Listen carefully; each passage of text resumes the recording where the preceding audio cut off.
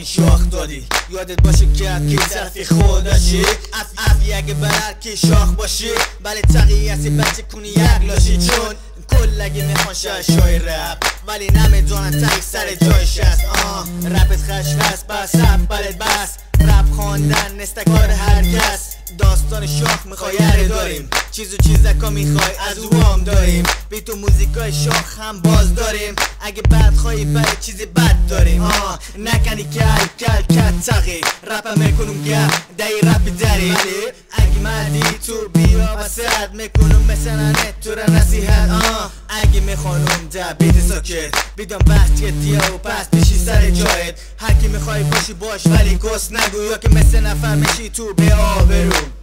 دری رپ نزن که با جنگ نیست جای در رپ گوش کن فقط تقی رپ دری رپ و تقی رپ کل شکی است بیت خیلی سنگین است گوش کن حالی ورسی بد بالا پایین شهر تا غرب یکی تکی میشین طرفدار تقی میشنوی رپ تقی رپ شمسه است ولی فقط کارش درش خنده است بیفام نیست کار کسی مثل تقی بچش سخت معلم رپ دری بودن کسایی که بودن مثل تقی رنگشان کم شد تقی اما تایی بازی گوش بیدی حالی فقط رپ دری است تقی کلم بگو باز تقی ددیستش پرچمش تا پوشتش لشگرش پرچمش رپ دریست کسی هم نمیخوانم مثل تقی